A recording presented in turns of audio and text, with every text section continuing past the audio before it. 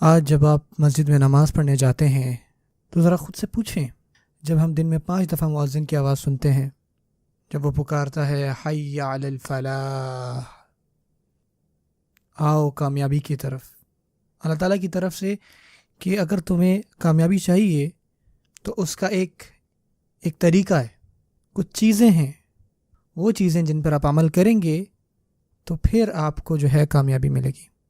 لیکن انفارچونیٹلی میرے بھائیوں اور میری بہنوں، آج کی تلخ حقیقت کیا ہے؟ ہمارے لیے بعض اوقات کیا ہوتا ہے، ہمارا کھانا اور پینا، ہمارا کام اور کاروبار، ہماری دولت اور ہمارا آرام وہ زیادہ ضروری ہو جاتی ہے اس نماز یا اس اذان سے، اس کامیابی کی آواز سے۔ جبکہ آپ کو پتہ ہے کہ جب اس دنیا کو ہم چھوڑ کر جائیں گے تو اس وقت کوئی بھی چیز ایسی نہیں جو ہماری مدد کو آئے گی ان چیزوں میں سے۔ ان لوگوں کو دیکھیں جو اس دنیا کو چھوڑ گئے جبکہ وہ امیر تھے، صحت مند تھے، جب وہ مزے سے اپنے کھانے اور پینے میں مشغول تھے، اپنے خاندانوں میں مصروف تھے اور انہوں نے سب کچھ کیا جو چاہتے تھے، لیکن جب وہ فوت ہوئے تو ان کے کپڑے بدل دیے گئے اور ان کو کفن میں ڈالا گیا، اور پھر ان کو زمین کے نیچے کم از کم 1 میٹر کی گہرائی میں جو ہے ان کو اس سے بھی نیچے اتارا گیا۔ تو کس چیز نے ان کی مدد کی؟ ان کے اعمال۔ اسی طرح جب آپ کسی ملک میں جائیں تو آپ کو وہاں پہ اس ملک کی کرنسی چاہیے ہوتی ہے، وہ کرنسی جو وہاں پہ ایکسیپٹ ہو، ورنہ آپ وہاں پہ کوئی بھی چیز لے دے نہیں سکتے۔ اسی طرح جب ہم اپنی قبروں میں جائیں گے، اگلے جہان میں جائیں گے، تو اس وقت جو ہمیں کرنسی چاہیے ہوگی وہ ہمارے نیک اعمال ہیں۔ صرف اور صرف اس وقت جو چیز آپ کو کام آئے گی اس قبر میں، اس اندھیرے میں، وہ آپ کے نیک اعمال ہوں گے۔ اور جیسا کہ آپ لوگ یہ بھی جانتے ہیں کہ ہمارا جو اگلے جہان کا سفر ہے وہ ہماری قبر سے ہی شروع ہو جاتا ہے، اور اسی وقت آپ کو پتہ ہے کہ ایک کھڑکی کھول دی جاتی ہے اور قبر میں ایک کھڑکی کھول دی جاتی ہے، اس حساب سے جس حساب سے آپ اس دنیا میں رہے۔ اور میرے پیارے بہنوں اور بھائیوں، جو اچھی چیز ہے وہ یہ ہے کہ ہم اس رحمان رب سے کبھی بھی نا امید نہیں ہوتے۔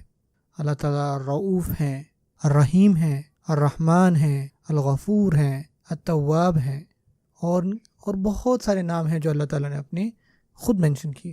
اللہ تعالیٰ سب سے زیادہ معاف کرنے والے ہیں۔ اللہ تعالیٰ ان کو پسند کرتے ہیں جو معافی مانگتے ہیں۔ اللہ تعالیٰ ہر اس شخص کو معاف فرماتے ہیں جب وہ صحیح معنوں میں توبہ کرتا ہے، اللہ تعالیٰ کی طرف لوٹتا ہے تو اللہ تعالیٰ اس کو معاف فرماتے ہیں۔